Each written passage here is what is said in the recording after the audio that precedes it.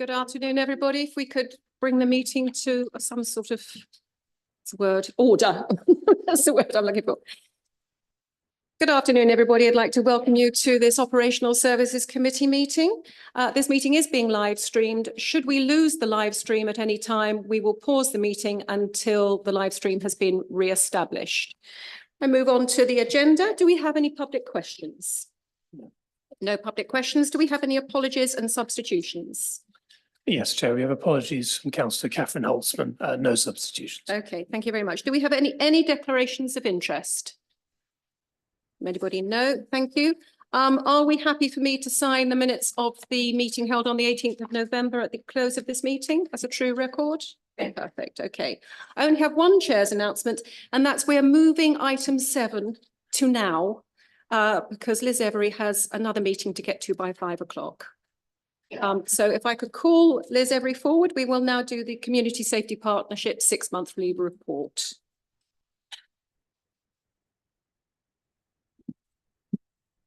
Thank you, Chair. As you will be aware, Operational Services Committee is the scrutiny committee for the East Cambs Community Safety Partnership.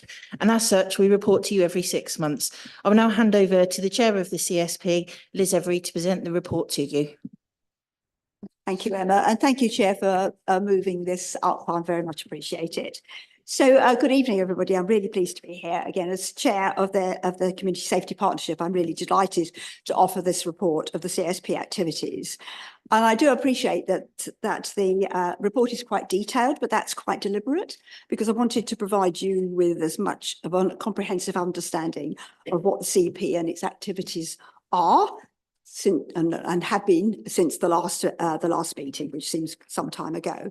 Just to remind everybody that this report is based on the last strategic assessment plan and a subsequent youth deep dive. All of our actions are taken from evidenced assessment.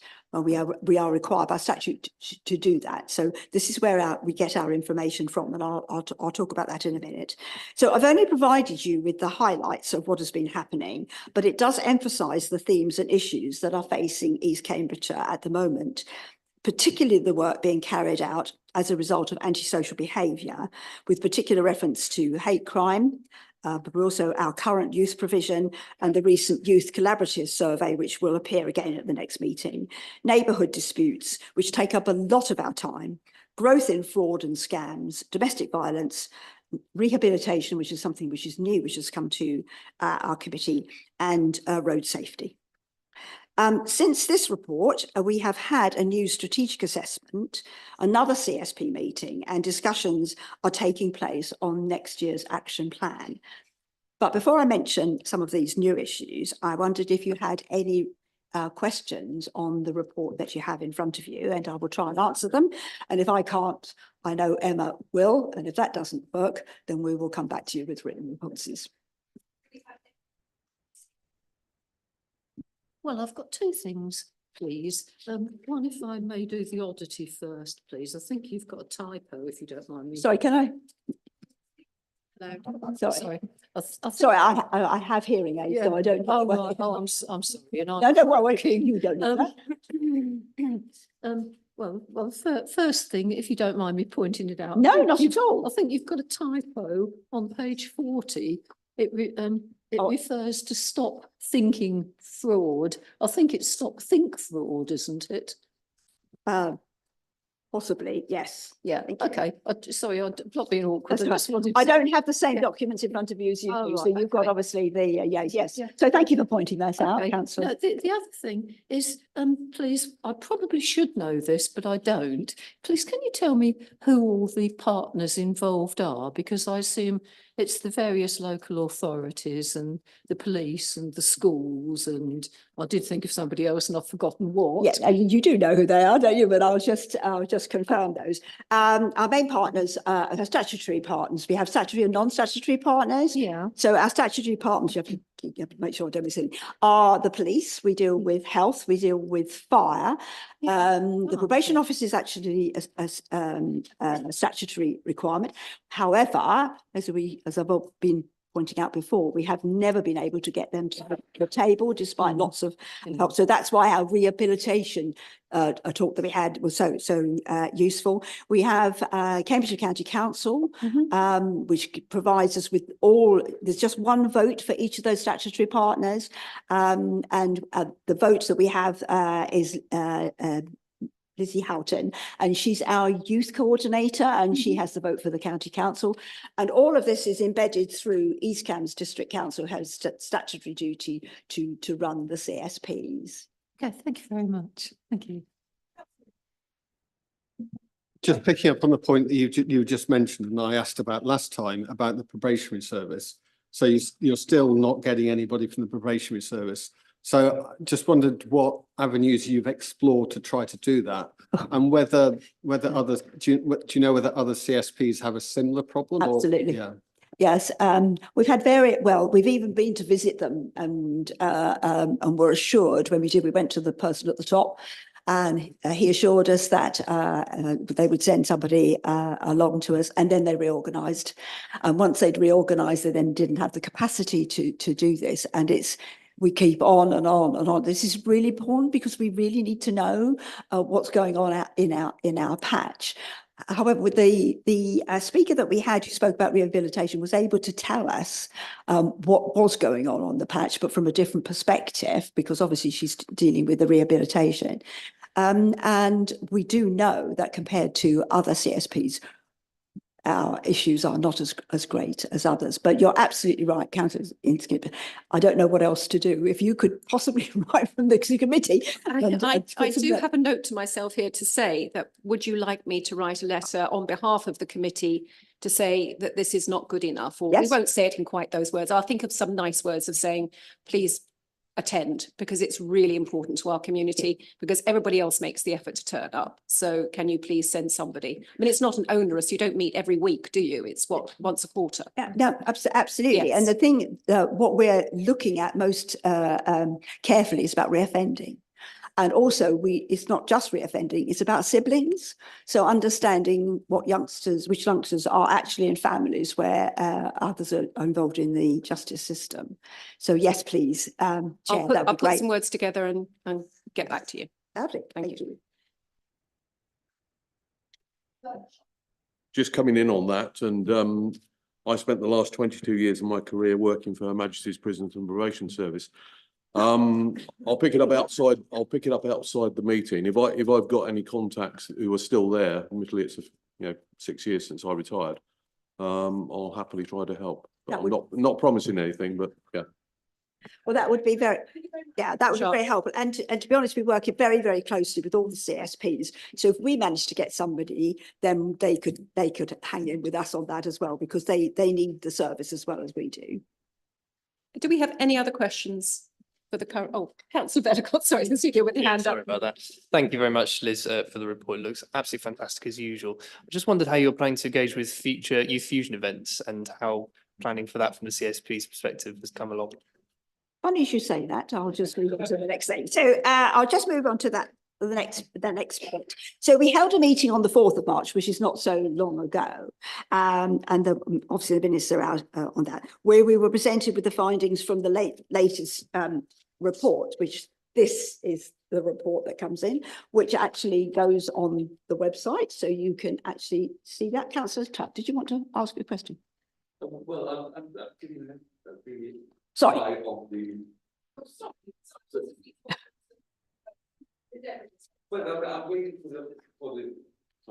One's waiting for Liz Every to finish, and then I can come in with my question, if should you wish to allow me to do that. Yeah, okay. Oh. Okay, thank you very much. So this obviously is commissioned, and that is our statutory duty to have this kind of information.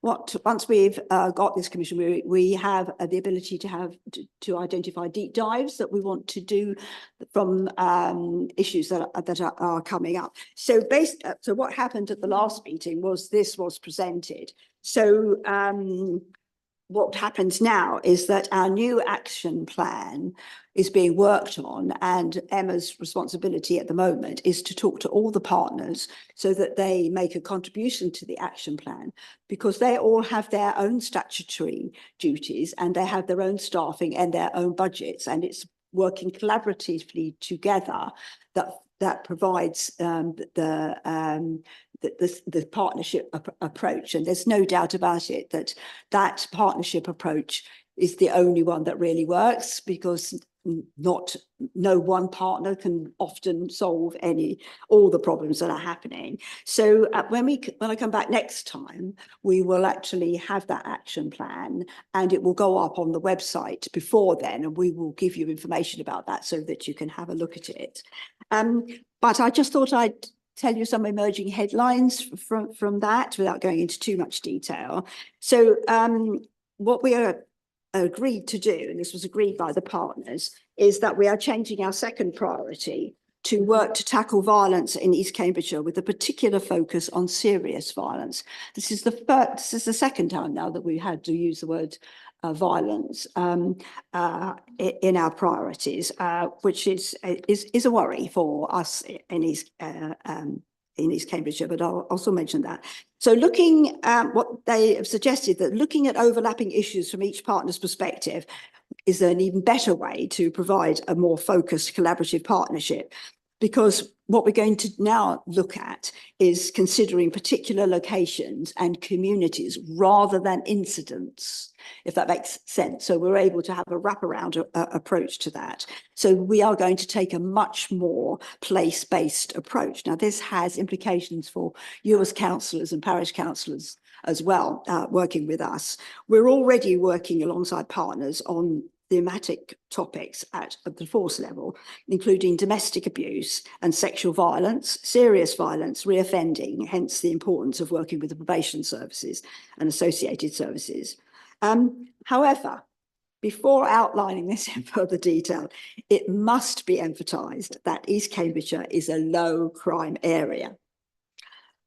I will say that and I'll pause, because that's really, really important, but is flanked by other districts and cities that are less so, including Cambridge City, Fenland and Peterborough.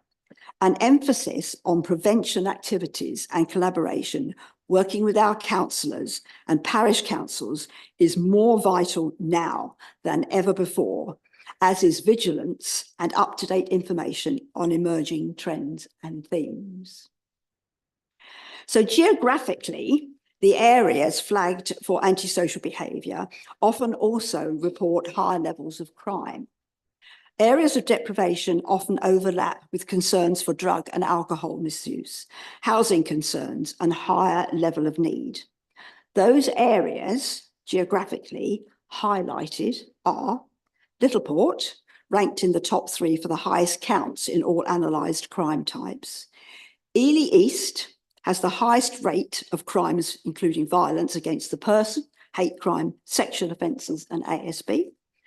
Ely West, notable counts in antisocial behaviour, drug offences and offences relating to personal loss.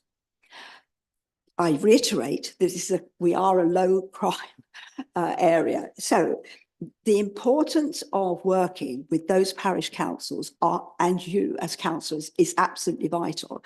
And I have to say, we have been more successful in working with some councils than we have with others, particularly Littleport, Soham, Burwell, and we are going to be visiting Sutton with a focus coming through next month, I think it is as well. So we continue to work really to try to develop our relationship with the City Council of Ely, because we haven't been able to have any meetings with them so far, although we have requested that, and we would like to have a chance to work more closely with the City of Ely.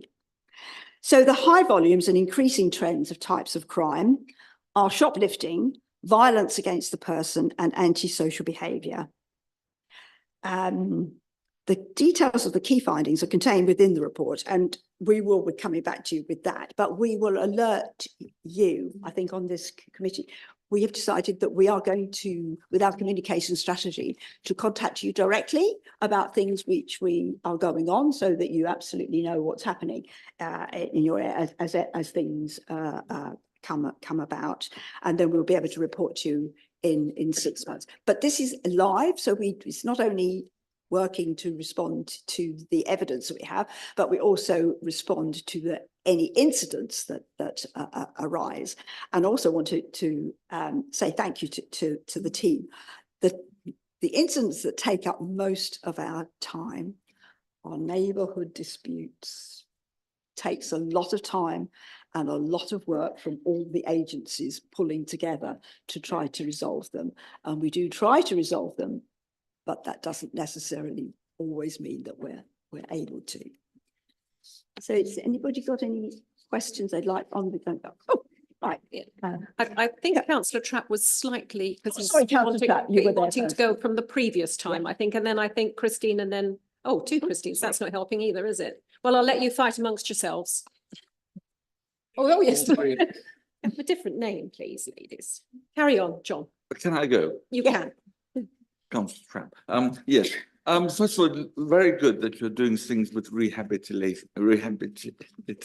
Sorry, rehabilitation. I think that really is very positive, and I hope it's working well. I was slightly bemused. There was a fishing scheme has been particularly successful. Is this actually going fishing for fish? Going fishing for fish. Oh, wonderful. It's the calmness of the activity, and it's also the collaboration between fish. Apparently, catching fish is good. I was also bemused further down, and this is on page 4 of your report, page 40 of our report. Local lorries are engaged in the scheme. Local, sorry. Local lorries, Yes, local as are lorries. WIs, and they go, and these lorries seem to go into schools. What page are you looking at, John, Yeah. please? Page 4, page 40, page 4 of the report, third paragraph at the bottom, or in the last sentence. Page 40. As are WIs, they go into schools. Do the lorries go into schools? No, there's it's lorries don't go into schools. I'm sorry, that's misleading. No, it's about the frauds and the scams, and so they've been involved with talking to people who have lorries so that they can put things on the sides of their lorries, just like you used to have on your waste vans. So it's raising awareness of fraud and the scams, and keeping it in people's minds. So sorry if that was misleading, Councillor. Yes, thank you. Councillor Whelan, I've chosen you. So have you got stats on the types of hate crime generally, i.e. racism, anti-LGBT? Have you got stats on those? I don't have them, but the police have them, and we have access to them. Do you get many many reports of them? reports? It's an area that is growing, which is worrying. Mm. I think it's about those that are reported, and we can only have stats from reported information. This is why we have worked on getting more areas to accept. So East Cambs District Council is now an area for people to come and report. So what we've had looked at is that it may not have increased in incidents. It may just have increased because of extra reporting. We've been so much more vigilant. There's so much more going on out there to raise awareness. We believe, we hope, we anticipate that it's the number of reports that are increasing rather than the number of incidents, if that makes sense. And we just welcome that, because then we know what we're doing. Do you want to say something? Yeah, as part of our delivery group as well, we have just approved a task and finish group specifically looking at hate crime. So we'll be looking at how we can engage better with different communities that are hard to reach, and to get advice from them and bring them in on the discussion as well. So that's a very new thing that we're now working towards in the future. Councillor Colbert. Can I just say, Oh, sorry, do can I pick just up. wanted to add, just a reminder that underneath the partnership, there is the delivery group where we have all the representatives again of the partners, and that is the action working group there. And we also have the problem solving group, which has all of the agencies working together, including all the schools, and that's where the first level of problem solving happens. If that isn't resolved, then that is then sent to the delivery group, and they can set up a task and finish group. Thank you. Councillor Colbert. Thank you. Well, I assume there's a system for working with, or well, mainly involving the police, working with the adjacent areas. What I was just thinking about with the recent worrying events that have taken place, well, it was under the guise of hair coursing, but it was, I can't think of a suitable expression for the behaviour over in Fenland. And I've been reading recently of other things which I find deeply worrying, like apparently in Chatteris, people are taking pot shots at cats with air rifles.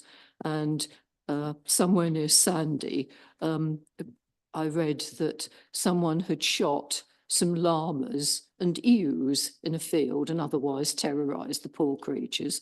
And what starts with animals can often, well, that's bad enough in itself, but it often can develop into something worse. So presumably within the groups, the police in the different areas do discuss these matters, which one would hope won't overspill, but might, and that's reported back to you. Rural crime, because we're a rural area, is a concern. We are, well, I don't think we've had hair coursing come to us at all in our area, but you're right, it's in Fenland and it's across there. So have we had any incidents? I don't think we have. May have had one recently, Yeah. but yeah, It tends to be done by the police rather than, that is a police issue rather than a collaborative Yeah. approach. and myself and my colleagues also have regular cross-border meetings as well. So even if it perhaps got missed by the police, we as other community safety partnerships, we do talk to each other. So we talk about best practice and what areas are a concern to us at the moment. So it would come to us. Okay, thank you very much. Thank you. Councillor Ambrose Smith. Sorry, the third Christine, there you go. I think one of my colleagues has previously referred to this.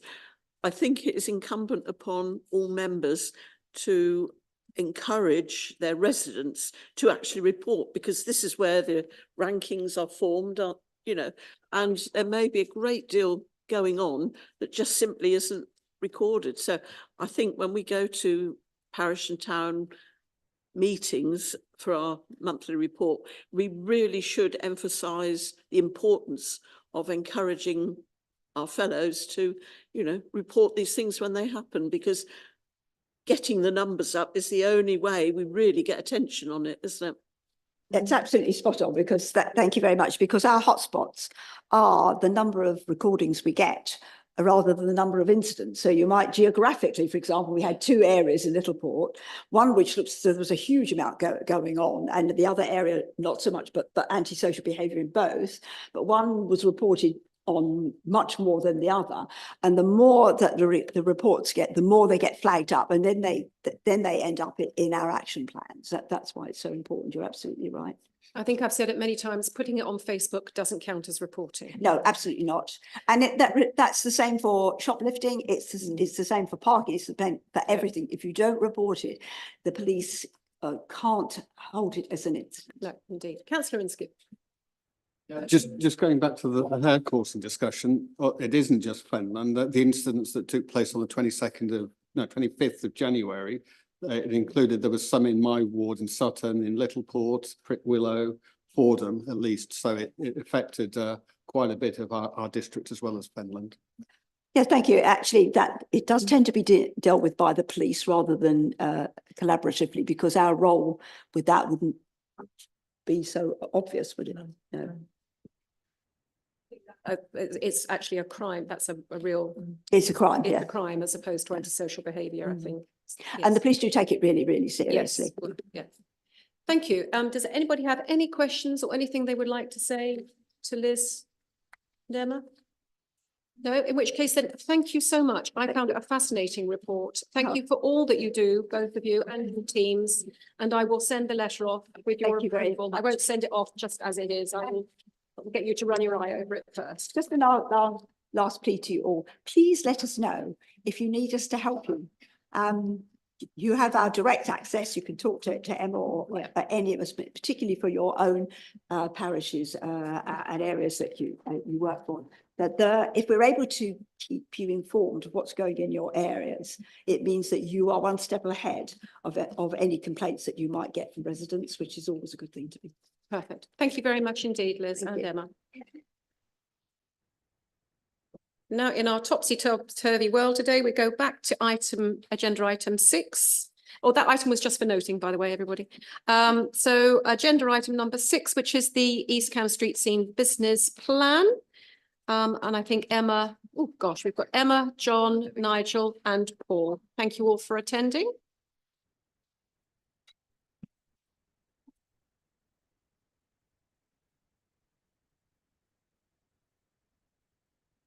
Fire away, Emma, whenever you're ready. Right, thank you, Chair. Just to confirm, because this report was published before the board meeting actually took place, the business plan was approved by the board on the 13th of March, and there were no changes made. So it's as is the document that you see before you. I will be brief because obviously you've got quite an agenda this evening. So what you have before you is the business plan approved by board, which also needs approving now by this committee under the shareholder agreement. And it's for the business of ECSS for 2025-26. Going through in your pack on page 19, sets out the governance and management of the company. There's no changes from what we saw last year, so there's no need to bring anything to your attention. I will leave it to Nigel shortly to go through the financial information. We have risk, which is set out on pages 23 to 27 of your agenda pack. I've updated the risk register to make some minor amendments, but nothing consequential. But I haven't included, in case members were thinking local government reorganisation is in here. It's not in here because for the year ahead, I don't envisage any impact from that, but I would imagine it will feature in the following year's business plan. But from an operational perspective, I don't see any anything that the company needs to be aware of. But of course, if that changes, we will take the necessary steps.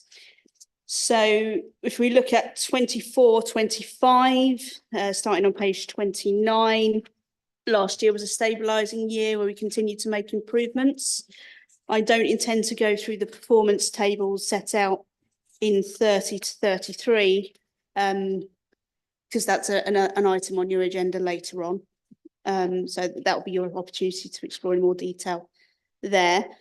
And then really 25-26 is more going to be about delivering the service for the final year of the contract that's in place, with a key focus then on working with the council, which we've already started to do through a joint project board to the rollout of the new service from June 2026. So we're all geared up and focused towards working together to make sure that's as successful as it can be.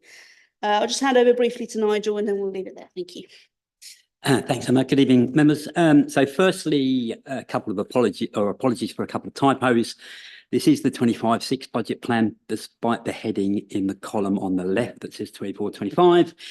And the first line of the non-staffing cost should be vehicle debt repayment, not department repayment. That will teach me for using last year's template. So income for the year, 5 million as a management fee for 25-26. A 4.7% increase on the 4.6 million fee from 24-5. We then got staffing costs at about 3.1 million. That's based on 60 operatives and 5 agency staff to cover for holidays and sickness. Included in those costs, budgeted for a pay rise matching last year's 1,290 per employee, which equates to about 3.8% increase. And then there's the change in employer national insurance contributions, which is cost of about 50,000 to the company. Non-staffing costs, just over 2 million, down from 2.4 million budget last year, as the cost of Processing the recycled materials now sits with ECDC, the client. Budget we had for that last year was a cost of 471,000, but then the rebates that relate to that give a 246k rebate back plus the 400k recycling credits back from Cambridge County. So it's actually a net loss of income of 171,000 for ECSS. Vehicle debt repayment has increased by 118k to cover replacement vehicles that we bought during 24/5. And finally, on fuel. So this is based on the whole fleet using HVO from April. And rather than just using one flat rate that I used last year, I've increased the cost each quarter to reflect the fact that it's difficult to predict where the price is going to be in Q4 of 25/26. So it starts with adding 5p in Q1 and then goes up to 15p for Q4. That's it around the numbers. Thank you, Chair. Thank you, Nigel. Does anybody have any questions for anybody? Mark? Yeah, so if I look in, it's a question that's in the risk register, but I think it's a more fundamental point. So risk number 2, it says the council is operating under a memorandum of agreement that runs to 2026, and that would be required. And then it talks about a 1-year extension was approved by the council to enable a new contract to be awarded parallel to the changes in the service. So that's fine. I understand all of that.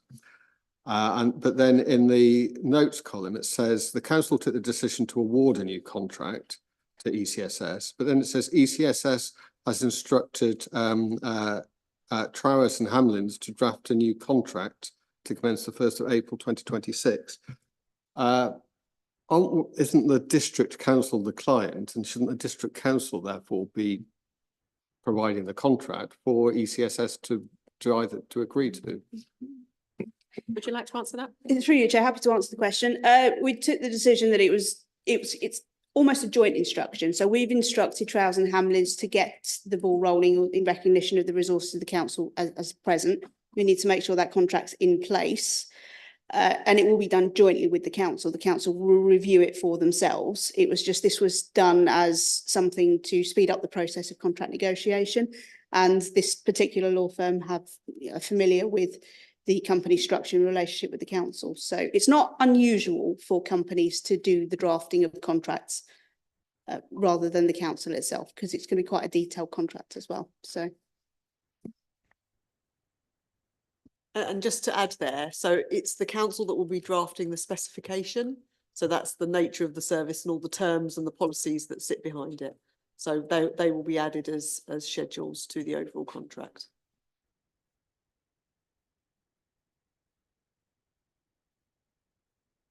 Not entirely, no, because I think I would expect the specifications to come first and then the contract. So it's the process seems a little bit confused to me. It's not a process I've ever worked with in my day job in terms of contracts and so on. If I'm requesting a service, I'll propose that and I expect the supplier to come back and decide whether or not they agree to that. Yeah. I'm happy through you, Chair. So the instruction at the moment is there is some boilerplate stuff, standard terms of the contract that we can do now ahead of receiving the schedule. It was just to keep that pace and to make sure that the contract is ready in time. So there is stuff that you can do now that is pretty standard contracting terms. So that's what we're working on at the moment. Thank you, Chair. You've fleeted over the chart saying they're coming later, but my question is about fly tipping. Has fly tipping increased since we restricted the number of visits you can make to Lancaster Park Recycling Centre? I don't think we've restricted the number of, I think that's the county council have restricted the number of visits, but certainly not, it's nothing that East Cams have done. Yeah, since the restrictions are in place. Through your Chair, it's something that probably is best picked up later on in the item, but also it's quite detailed, so it's not a level of information that we may have to hand today, but if you hold your question over for the later report. In which case then I would like to propose that we accept this, the business plan. I'm proposing that from the chair. Do I have a seconder? Very happy to second the proposal, Chair. Thank you very much. In which case, So oh, it's good sorry. process. So yeah, I had some more questions. Oh, sorry, I did beg So, your pardon. You weren't so we've specific. got a number of items where in the appendix where we have the performance, there are a number of items where, so that table shows the KPIs for last year. And we have a number of those where we didn't set a target last year. Is the proposal to continue without a target for those KPIs this year? Because it seems to be not a very robust KPI process if we're agreeing to a business plan with no targets set. Emma? The KPIs are those that are set out in the memorandum of agreement, Understanding, and for the new contract, that's when we'll develop new KPIs. So that will come with the new contract? Yes, yes, we Okay. can't fiddle with the existing memorandum of agreement. Right, in which case then I'm happy to propose, and councillor Vellacott is seconding. Can I have a show of hands to accept, please? It's unanimous. Thank you very much. Thank you very much for your time. Might see you later in the evening. Right, and on to the main portion of the evening, I think. We now move on to agenda night number 8, which is the service delivery plans and end of year reports. Isabel is going to introduce the item, and if we have any questions specifically for individual services, I think we have most of the service leads here, with one exception. Fire away, Isabel. Thank you, Chair. So the purposes of this report is to firstly note the end of year reports. And within those reports, it flags whether we have achieved our targets or underachieved, and that's flagged in the actual report itself using a RAG rating. And then this is now also looking forward to next year in terms of the service delivery plans. Just one that's probably slightly different from last year is that the strategic planning service and the development management service have now been combined, and previously the service delivery plan would have gone to F&A committee, whereas now it's coming to this committee. So that's why there's a slight difference in the end of year plan and the forward-looking plan. But yeah, happy to hand over on any of the specifics if there are questions. The only two service managers we don't have here today are Annette and Lewis. Does anybody have any questions on any of the service delivery plans? And don't forget, we have the waste service delivery plan that came as an amendment in the little, you should have all had that separately. No questions? Oh, councillor Whelan. The housing and community advice, I think that's appendix Annette. 1, which is 114. Angela, I beg, Annette, honestly, what's the matter with me today? It's not you, it's me. Yeah, going down the list of advice and team of support and advice in on page 114. Have you had any issues, bearing in mind the amount of hate towards LGBT at the moment that's coming through, especially trans people, and young people are getting basically thrown out of their homes by their family members when they come out? Have you had any issues relating to that regarding homelessness, and what advice are you giving to these young people, and have you got adequate trained members who can deal with these specific issues? Thanks. Thank you. We have seen a very low number of transgenders that have been asked to leave their family home. So we don't treat them, we treat them under the legislation we work with. So if somebody's at threat or at violence of remaining at home for whatever reason from a family member, then we would assist them and provide all of the support needed into temporary accommodation and independent accommodation.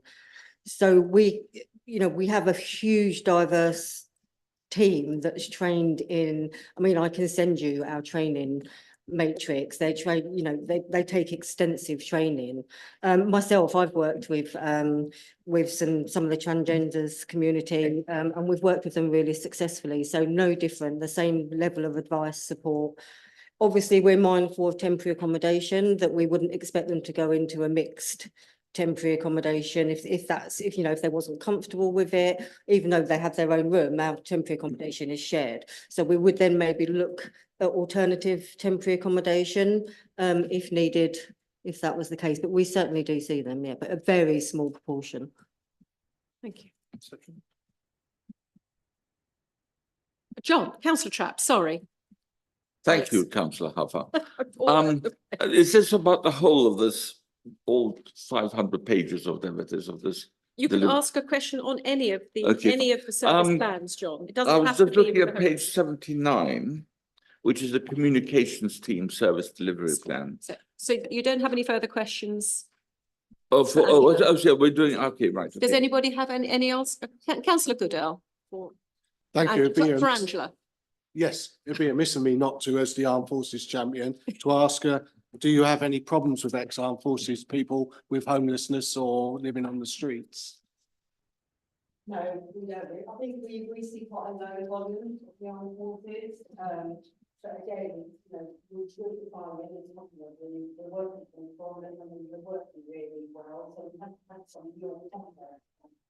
Forces veterans, legislative friends, but again, you know, the office of our training considerably to deal with that. Thank you. So nobody has, oh, councillor Inskip. Oh, that's better.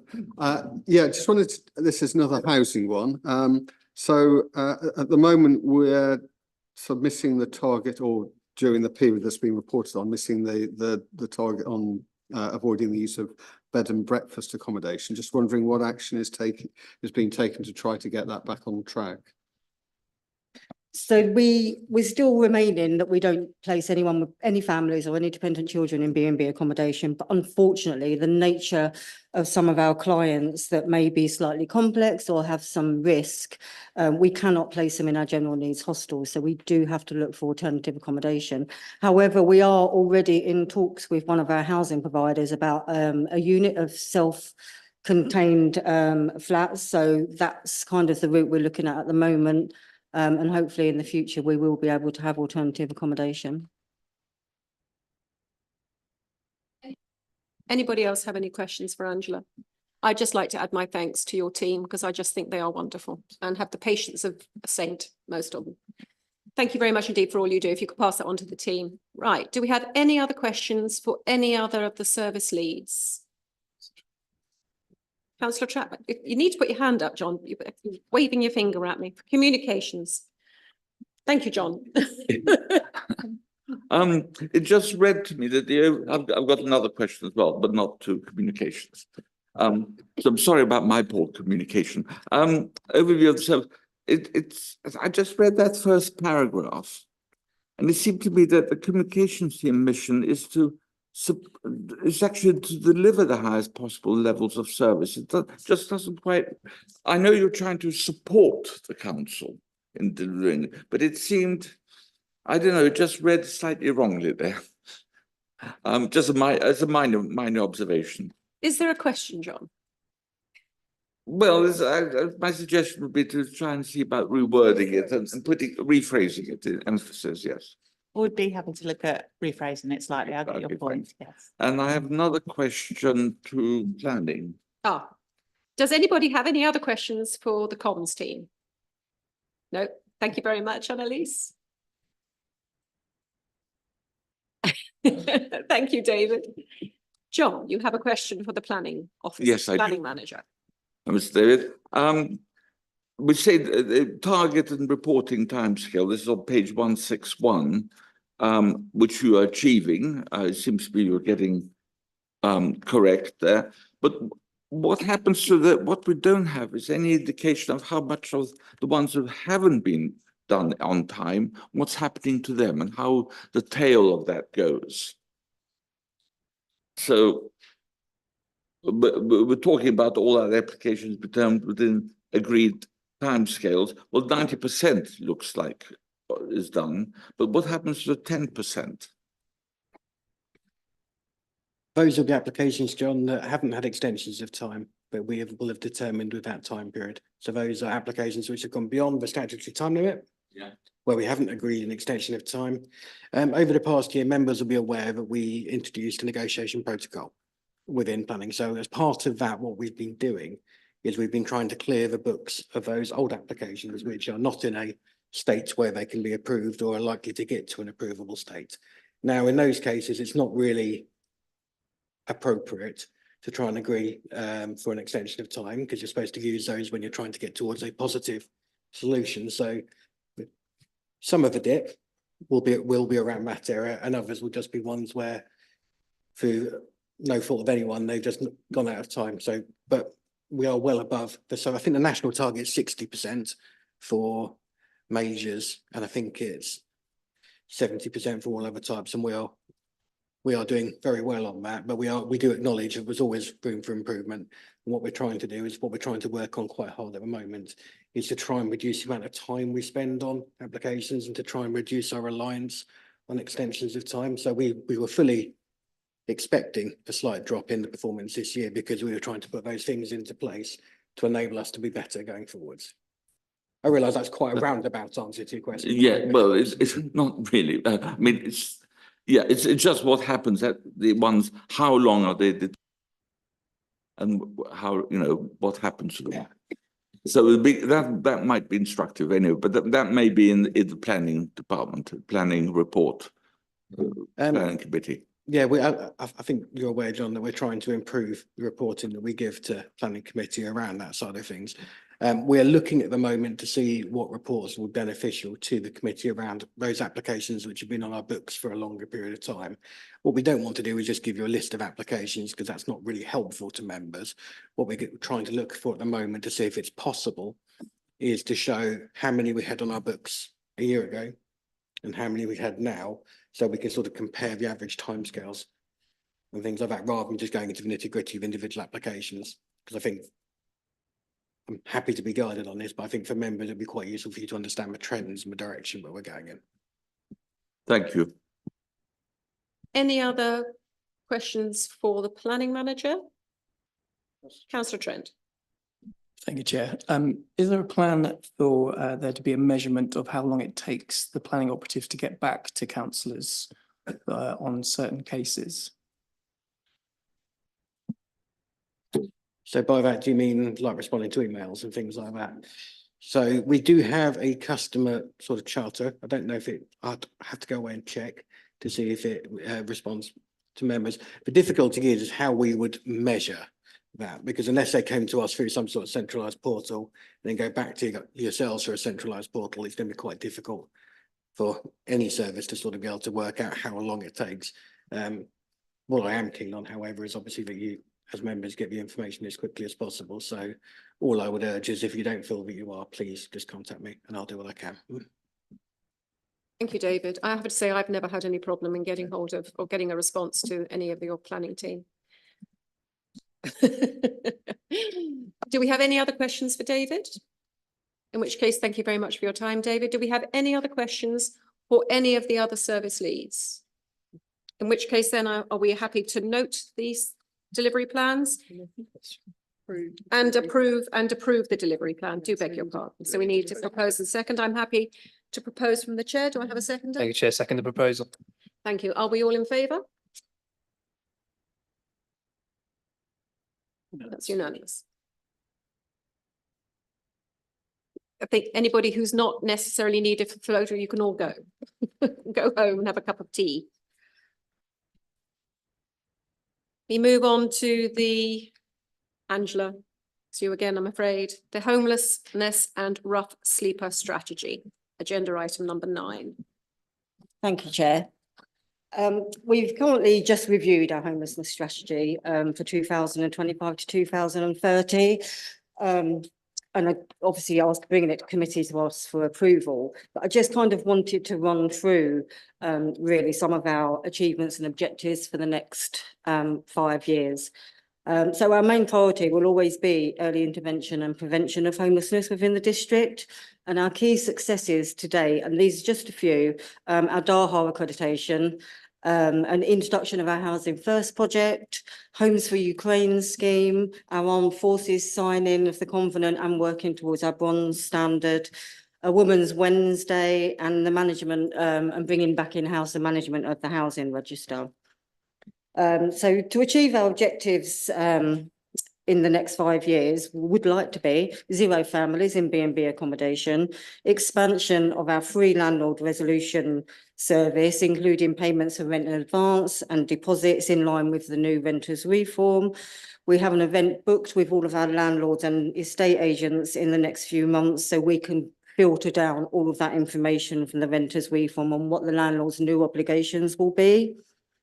We'd like to embed our Housing First project, which is now moving into the 2nd year. And again, we'd like to secure temporary accommodation units for our high-risk clients. We will always continue, for as long as I'm here and breathing, we will always continue to provide a fully accessible face-to-face service, and we're one of the few local authorities that still do that. Yes. And we will monitor the increase in demand. I think you can see from our stats, the demand in our drop-in services, more so probably for the community advice team, is just climbing. So we need to monitor that demand and make sure that we've got the right amount of officers to deal with that. So I'm asking members if they can recommend to approve this strategy. Thank you. Thank I'm you, happy to answer any questions. Thank you, Angela. Well, I'm happy to propose this, that we accept this homelessness and rough street sleeper strategy. I'm proposing that from the chair. Do I have a seconder? Councillor Ambrose Smith, thank you very much. Do we have any questions for Angela? Councillor Trent. Hi, thank you, Chair. On page 193, the reasons for loss of a settled home, in all the charts, the other seems to be the highest. I was just wondering what, if we know what the other is, or is it unknown?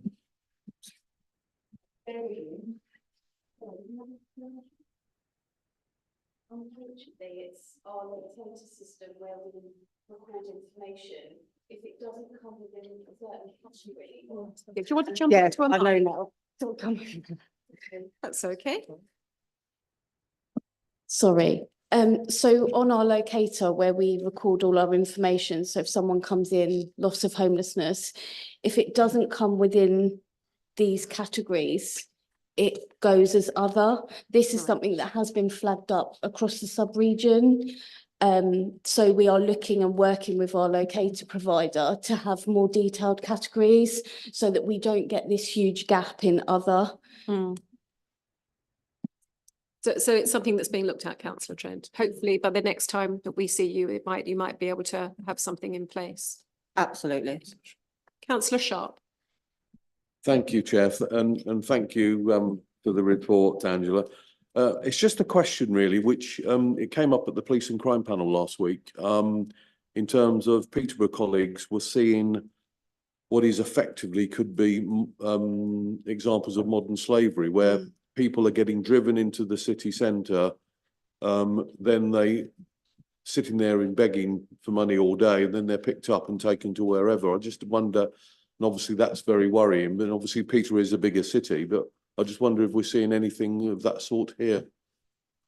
Yes, we've worked on a few modern day slavery cases over the last probably 5 years, I would say. But if you're talking about professional beggars that are being dropped off, then yes, we do have a couple of regulars that are dropped off in Ely and picked up in the evening, which we are aware of. And we do go out. My officers go out daily and do a walk around the town and speak to people. Obviously, we can't look at each individual case, but presumably these, from the sounds of it, say it is modern slavery, possibly, because obviously they're not homeless, they're just doing it to whatever. Yeah, okay. Thank you. Any other questions for Angela on the homelessness? Councillor Trapp. Thank you. I do like the pretty pictures and graphs. They warmed me. But I do have a number of questions about them. For instance, yeah, I mean, I read, okay, page 192, I can understand what's happening here. It says the councils continue to sustain 0 families with children. And actually, I think it's better said somewhere else, where what it means is that no families with children are in bed and breakfast accommodation. They're just looking at sustaining 0 families. Yeah. So, all right. Now, the other one is that, what did I have? Yes. The graph on the page, page 195, the pie charts there. What is interesting there, there's a number of interesting things there, that actually what's happened in 3 years from 2020 to 2023 is that the mental illness has gone right down. So the actual, if one looks at the, whichever the one the applicant whose household includes dependent children, that's more or less the same, although it seems like a smaller percentage, that is more or less the same throughout the 5 years. And the same with the those with 2 children, that's the yellow people, the yellow part. So, and I looked at the numbers, and actually all the extra numbers were made up by the mental health. Is there? COVID. Just imagine it's something to do with COVID. Well, that's an easy answer. I was just wondering if there is an answer there, that, or that's one thing. So I think you're right with COVID that we are seeing quite a big increase in young people approaching with quite severe mental health. And as you know, within East Cambs, you know, most of these services are Cambs city based. So we don't get the dedicated services as much within East Cambs. So we have trained our officers up in mental health you know, in any which way we can, because obviously we want people to get the right support the minute they approach rather than having a long wait. But you're right, there has been an increase. Another question there. If I look at those pie charts, the number of black lines there is more or less, or the number of people rather than percentage there is more or less the same. It's 2, 4, 1, 2, 1. Whereas on page 194, the penultimate paragraph, you're saying there's a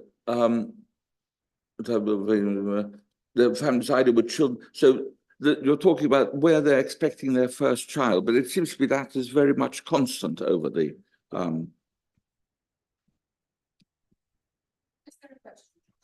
Yes, I'm just wondering if the data is actually supporting that statement about whether they're expecting a first child, but it seems that the expectation of first child is more or less constant throughout that 5-year period, and it's not rising.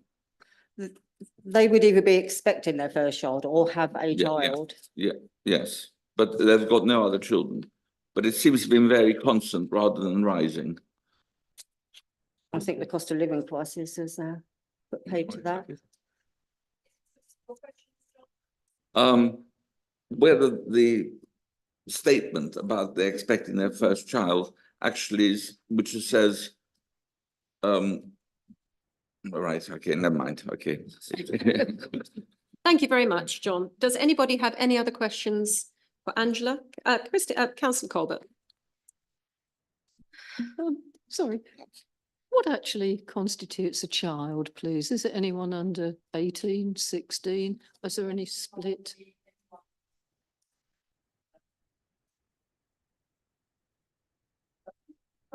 Yeah.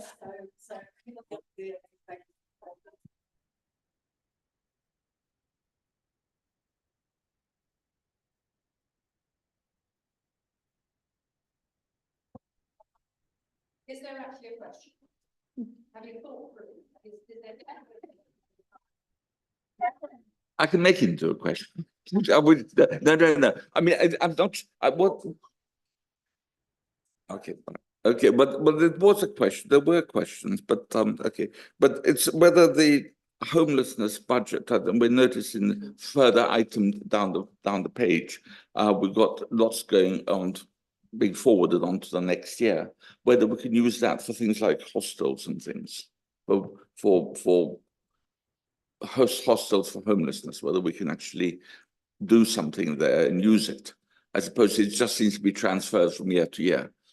So the budget can be used, the grant funding we receive from government can be used in any which way, shape or form, as long as it's preventing homelessness. So I think the reason why we've historically carried it over is because we haven't used that bed and breakfast accommodation, but it has enabled us to grow the service. So moving forward, I say we are already in talks with a social housing provider about securing accommodation, and absolutely we will be putting a budget towards that. Great. Thank you. We have no further questions for Angela on this topic. We can move to the debate. Does anybody have anything they would like to contribute? Or shall we move straight to the vote? Do you want to? I would like to very briefly say a massive thank you to your team because it's genuinely world class, as has been proven by your accreditations. I think the face-to-face element of what you do is absolutely essential. That's something I'm really worried about losing in local government reorganisation. But obviously that sets us apart from all of our partners, and I want to say a massive thank you to your team. Here, I think we can say that on behalf of the whole committee that you know, nearly 6,000 people walked through the door for problems other than with homelessness. They just wanted advice, and that we were there. Somebody was there to listen to them and to help them and steer them in the right direction. And that has to be, as you say, unique in the area, and nobody else, as far as I'm aware, provides that kind of drop-in service. And it's something that we need to try and hang on to as best we can as we move forward with this reorganisation. In which, Councillor Inskip. I was going to comment on that. But I think I think it's a good paper, and thank you for the work that's been done. I do think we just need to be a little bit careful. There's nothing that says just because you end up with a big unitary authority that it can't have more local access points for residents, and there are a number of good examples around of that. And I know I talked to the full council about my years on another authority. There was the council, there was a housing issue where the council actually ran its own housing, and I had a local housing office literally sort of 5 minutes walk from where I was, and I lived in the middle of the ward, that dealt directly, so that those sort of mechanisms are there. And I think it's going to be important that whatever shape the overall council takes, that we look at both local sort of access points to services for residents, and also looking at structuring the local democracy so that people can see councillors in their areas making decisions as well. I think that's a subject for a different committee on a different day. Thank you very much. In which case then I will move to the vote. Oh, Councillor Trapp, you have something to say. Yes, I have. It's to do again with this homelessness and hostels. I think it's great that we're actually going to spend some money or do something about reducing that pot and providing, actually, I suppose, for the future, which will, as Councillor Inskip says, might actually mean that we might have a hub here for homelessness because we have done something about it. So I'm glad that that's going to happen, and I'm glad that that's moving forward, and I hope that it's going to be done before the local government reorganisation. Thank you. Thank you, Councillor Trapp. In which case then I will move to the vote. All those in favour of approving the strategy? It's unanimous. Thank you very much. Thank you very much, Angela. And again, pass on our congratulations and thanks to the team. I will do, thank you. We now move on to agenda item number 11. We don't have Ian. 10, sorry. Where have I got 11 from then? Housing adaptations and repairs. Oh, I do beg your pardon. Housing, sorry. I leapt over you, Marie. I do beg your pardon. I got overexcited. Agenda item 10, which is the Housing Adaptation and Repairs Policy 25 to 30. Over you go. Thank you. The Housing Adaptations and Repair Policy is based on a county-wide policy that covers the council's statutory duties to deliver DFGs and other repair grants to vulnerable residents in our district. The capital funding is provided through the Better Care Fund. This policy was last reviewed in 2019. During this time, central government has allowed greater flexibility for the use of the capital, and based on this, it was decided that a county-wide review should be undertaken. The outcome of the review highlighted the fact that the main driving force for change is due to increased costs of construction work. Therefore, we would like committee to adapt the new policy and agree to an increased limit for the discretionary special purpose grants from 10k to 15 and for 25k for Cat 1 hazards, and to give the Director of Operations delegated responsibility to increase the limits by a maximum 20% on an annual basis if required. Thank you very much, Marie. This is obviously an item we're going to be voting on, so do I have a proposer for this? Thank you, Chair. Proposed committee accepts recommendations in full. Thank you very much. Do I have a seconder? Happy to second, Chair. Councillor. Well, sorry, Councillor Sharp. Swallow something. So do we have any questions for Marie on this? Councillor Whelan. Just a point really. Obviously this has been updated. It would have been helpful to have track changes on the document. It's very difficult to vote on something when you don't know exactly what the changes are. And for clarity, and I think it's important to have the track changes. Most other documents that come through on other committees now do have, with policy updates, do have track changes. Yes, so this was written by county in a collaboration, and they completely changed the whole layout practically from one document to another. So it was quite difficult to sort of just show a track change because it's been moved around so much.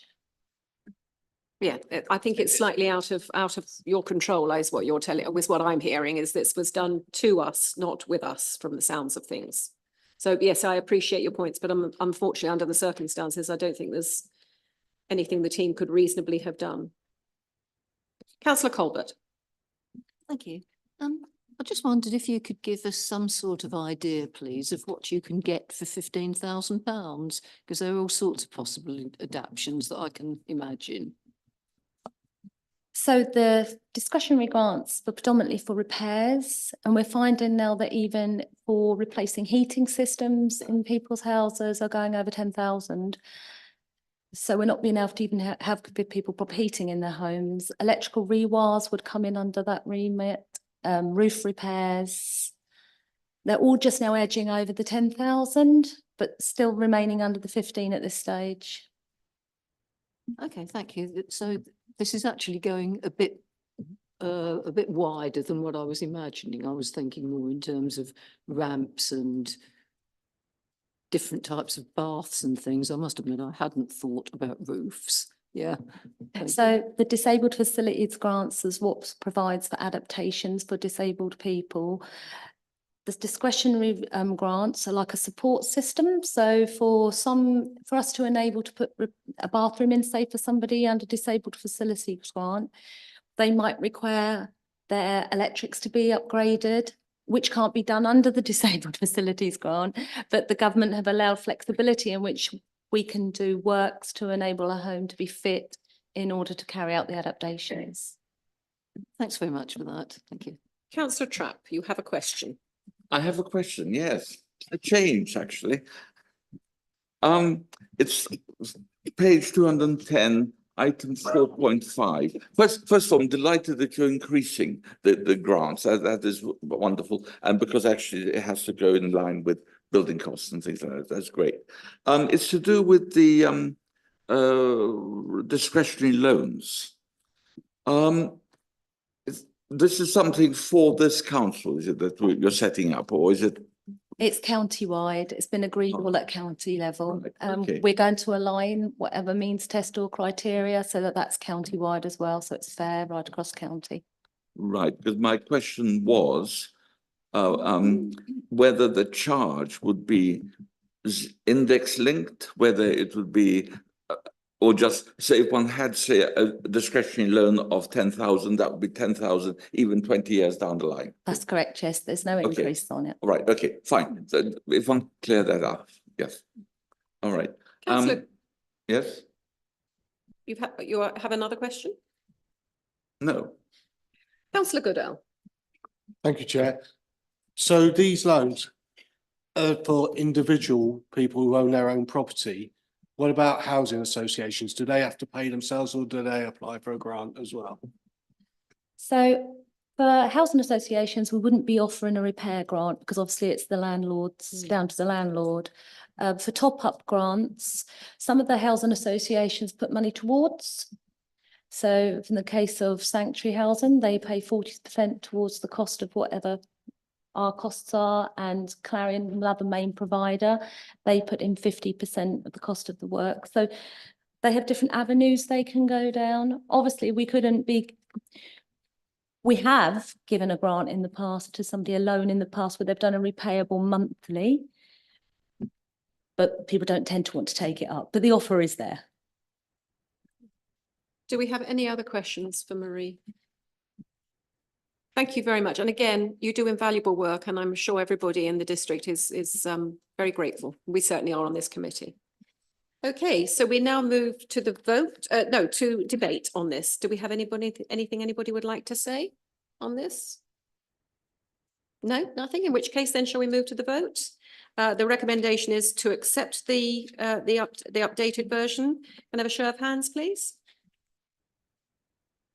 Oh, we're all getting on well today, aren't we? Fabulous. Thank you very much for your time. Thank you.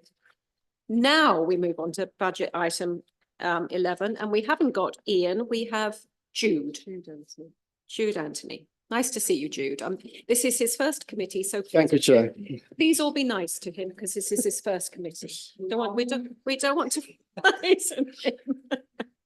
I know you are, but I'm just reiterating. Fire away, Jude. Yep.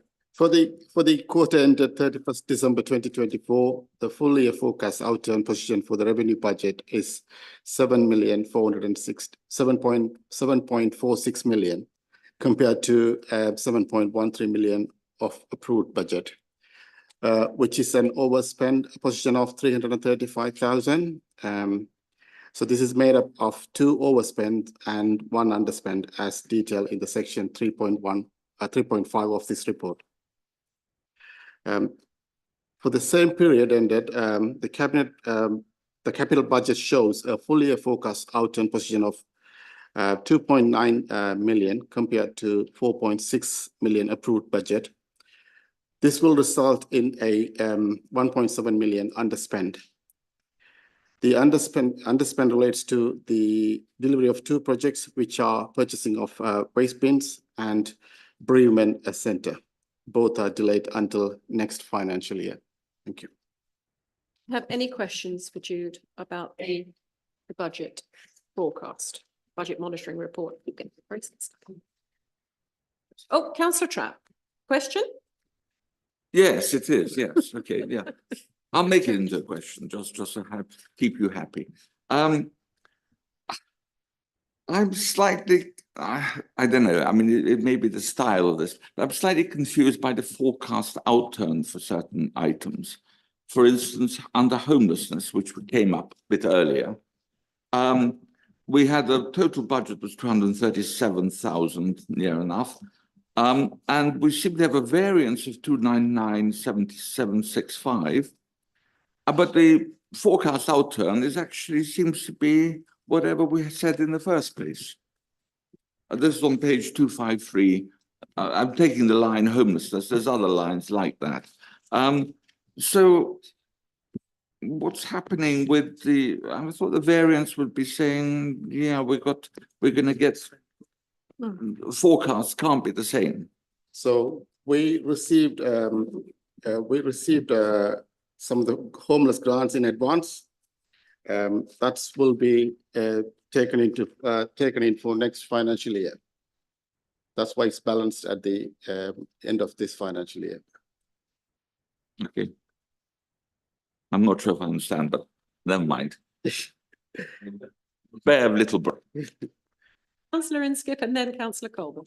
Yeah, so my question is really about, we've got 2 items that I think we've seen sort of quarter after quarter that we're overspending on, so building control and planning, and the reasons are pretty much out of our control in terms of the drop in income that we're receiving, and whilst I notice in the building control update there's a statement that after the latest government announcement about housing building, we remain hopeful planning relaxation will happen and may result in a position improving in Q4.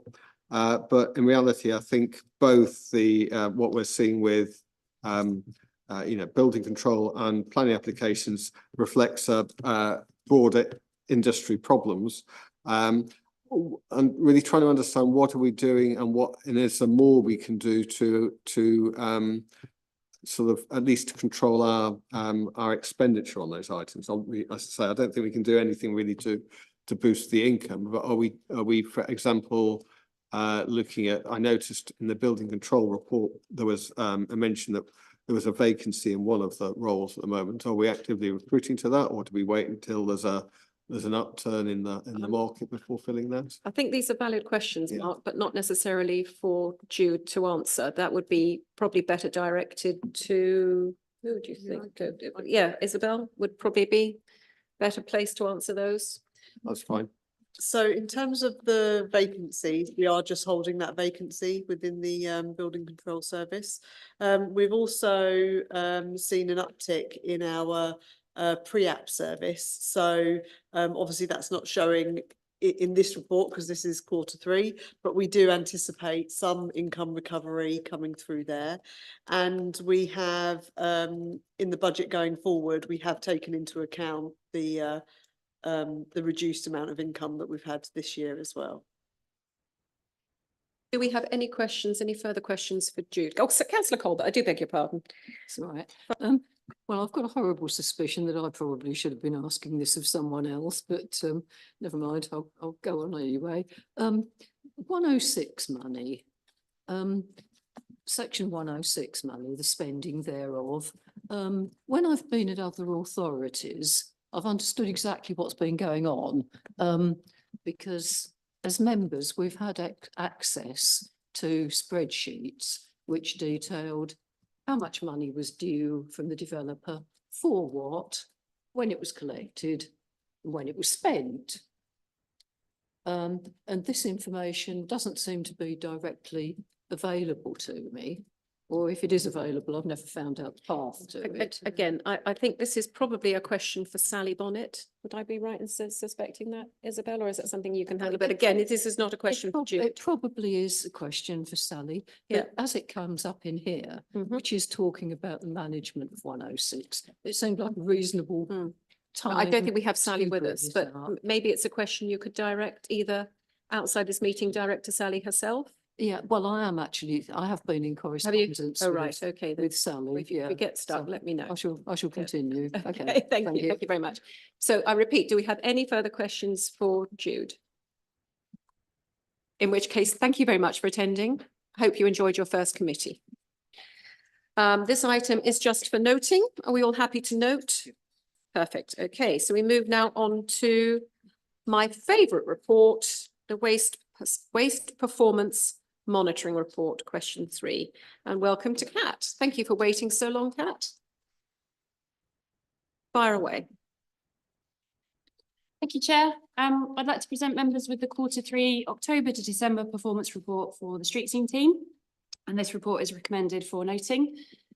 Happy to report that service performance continues to be stable. If you turn to page 260, this is reporting staff sickness. So I just wanted to update the committee that the missing figure here for the productivity rate was 96.6%, which means that of the available working days in the quarter, just 3.1% were lost to staff sickness, which overachieves that target of 94%.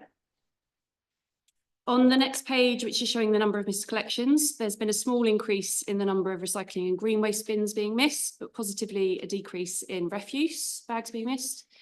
And looking at the data, it seems that frozen bins from cold weather in that quarter could explain that, with crews struggling to get some of the waste out.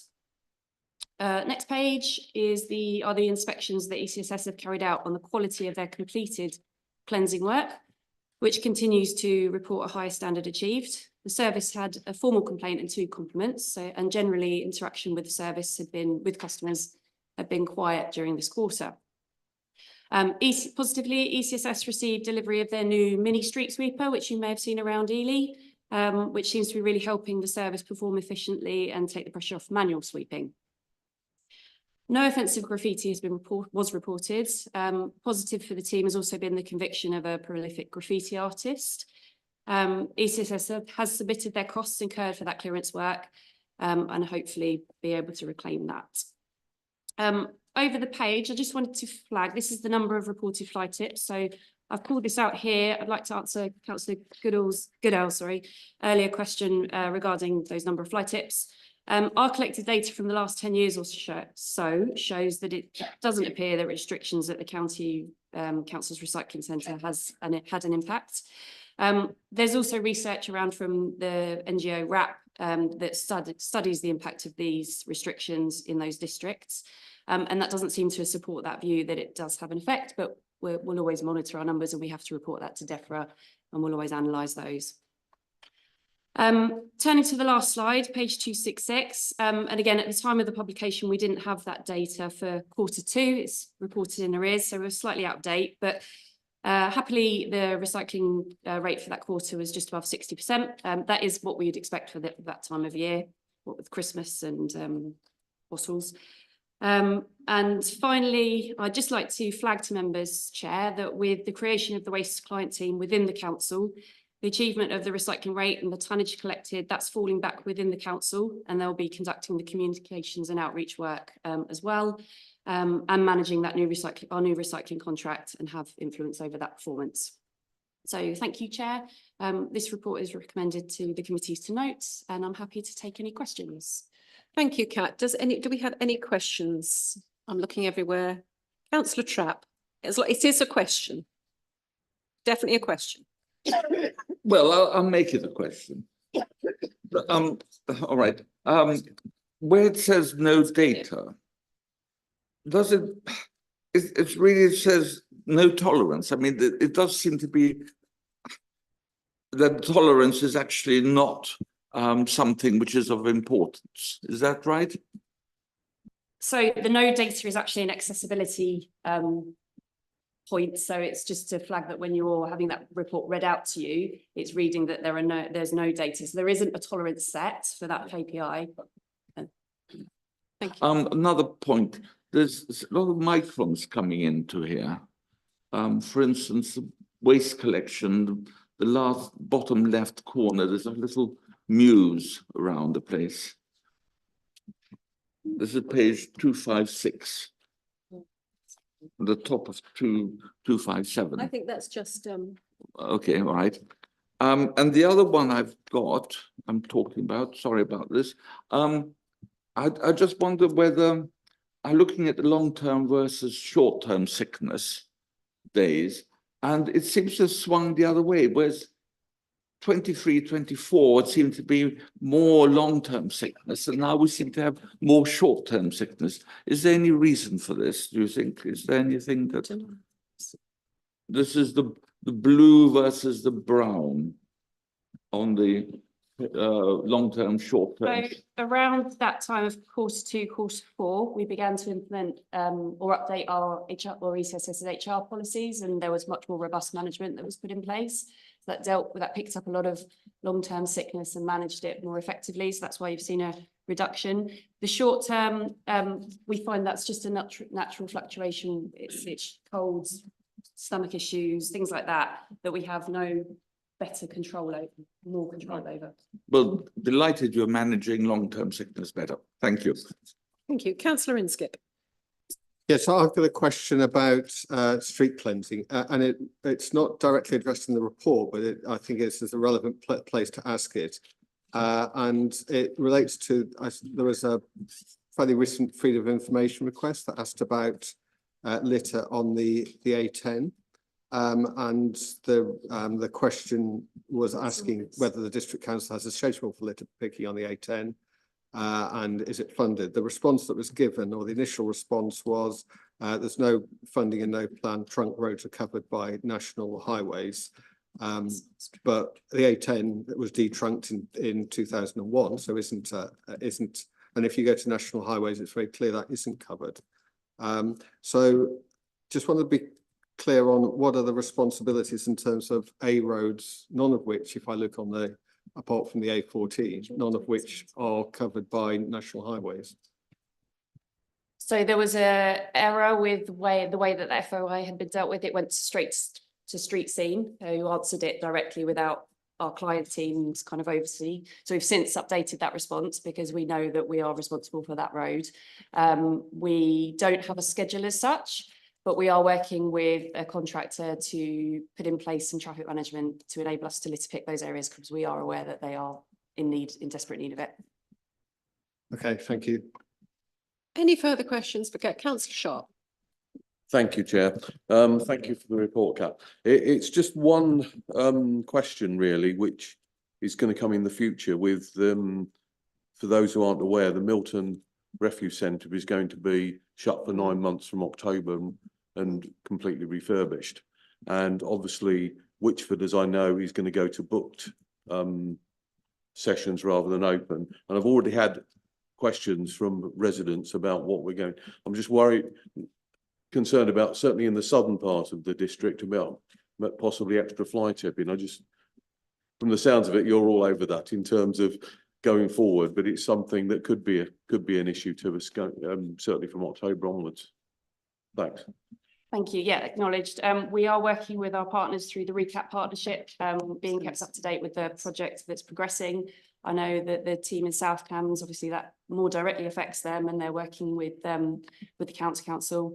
We will certainly look at how we can better educate about our bulky waste service and publicise that and what householders' responsibilities are and offer a service to help them out during that time. But we're keeping up to date with the project and we'll make people aware of that. Thank you. It came up at the last RECAP meeting and I found it astonishing that they could close a household recycling centre for 9 months and not put any alternative measures in place. Absolutely disgraceful. To come back on that, so Yeah. I've had questions already from residents who Yes. Yeah. use Milton Yeah. rather than coming to Witchford. So, or what are we going to do? You know, it's Exactly. a question Exactly. I've had You know, already. no fault. I know it's a county issue rather than Absolutely, but district. it will Yeah. directly affect our residents. Thank you very much. Does anybody have any further questions for Kat?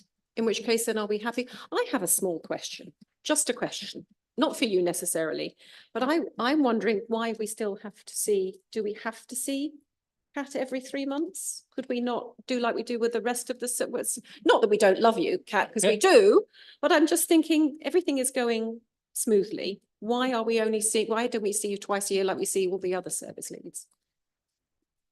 So currently it's because it's a part of our MOA that was agreed with council to report performance to this committee. And I think, you know, for now we should continue until we get to a new contract. In which case then, I look forward to seeing you in 3 months' time. Thank you very much, Kat. Okay, this was just for noting as well. Okay, now we move on to agenda item 13 and I believe 14. Is that right? Yes, Isabel is going to present in absence of Lewis. Thank you, Chair. So members will hopefully recall that a new way of grant, it was agreed for new grant to be provided to the Citizens Advice West Norfolk, and that we were undertaking a new way of ensuring that performance was being met against that grant criteria. So this is the first 6 months SLA report, essentially, going from April to September. So it's quite, you know, in arrears because we had our January meeting cancelled. So we are looking quite a long way backwards. But yeah, this is a report just for noting. I can't answer any specific questions on this, but if you want to contact Lewis or give me any questions to pass to Lewis, then I'd be happy to do so. Anybody have any questions they want forwarding on to Lewis? Are we happy to note this item and carry on, Mark? Yeah, so I guess it's possibly a question and a comment. What I did notice from on page 269 going into 270. So we're talking about effectively an advice service that's Newmarket based. But if I look down the list here, we've got, for example, of the number of clients, we've got 12 from Littleport, 6 from Ely West, 4 from Ely East, 7 from Streatham, 1 from Littledown and 5 from Sutton, all quite a long way from Newmarket. So I'm keen to understand what insight we've got as to why people who are such a long way away from Newmarket are going to use a service in Newmarket, whether that's why do we know why they've chosen to do that? Is it, do they see something lacking nearby? It'd be good to understand what insight we have into that data. to see. It might be an historical thing, but again, I don't know if Lewis would have access to that information, whether or not he can contact West Suffolk to find Yeah, out. we can ask and see what they Yeah, can we can tell us. ask, yeah, thank you. Anybody else have any questions they want forwarding on to Lewis? In which case, are we happy to note this report then and move on to agenda item 15? 14, sorry. Getting away from myself today, which is the VAEC action, East Cambridgeshire Service Level Agreement Performance Monitoring Update. Thank you, Chair. So the same with the previous one, we gave a grant and changed the way that VCAEC would do their reporting. If you recall, they used to come directly to committee and undertake reporting, whereas this is a much more detailed set of performance reports against the SLA terms of the grant. So same as previously. If there are any specific questions for Lewis, happy to take them away. Do we have any questions that we would like forwarded on to Lewis over this? Councillor Inskip. Yes, so I'd be keen to know, it looks like they're going to fall, or at least judging on the first 6 months, they're quite a long way short on the provide advice and support to voluntary and community groups. So they have an annual target of 20, expected 10 in the first 6 months. And so far, they're just looking at 3. So it'd be good to get some more insight into why there's such a gap there between the target and what they're actually doing or achieving. We'll ask the question. Any other questions? In which case, are we happy to note and move on to the next agenda item, which I believe is number 15. But can somebody just check? Which is just to note the minutes of the meeting of the ARP committee. Does anybody have any comments they want making? Carry on, Councillor Inskip. It's a question. So in the minutes, there's reference made to council tax collection rates for East Cambridgeshire DC were behind target, and there was an ask in the meeting, asked the head of ARP if she could put further light on this matter as to why it's so far behind target. I wonder if there has been that information has been made available since that meeting. So again, I suspect no one can answer it. No, I now, was but going to say, why good don't you contact Councillor Horgan direct and see if he can illuminate you Yeah. on that. He may well know by now. Yes, because I think it was Councillor Horgan that asked the question. Okay, in which case we are happy to note and move on to the forward agenda plan, which is on the back of the additional item here. Disregard the one that was with the paper. So the next meeting is on Monday, June the 23rd. Yes, so look forward to seeing you then. Does everybody have any comments, anything they want to say about the forward agenda? No, perfect. Okay, thank you very much. In which case then I bring the open section of the committee to a close at 6:03. Do I have to vote? I have to vote. Yes. Can we have a proposer and a seconder to go into exempt session, please? Oh, Councillor Goodell and Councillor Ambrose Smith. All those in favour? Thank you. Thank you very much. Let us know when we're out.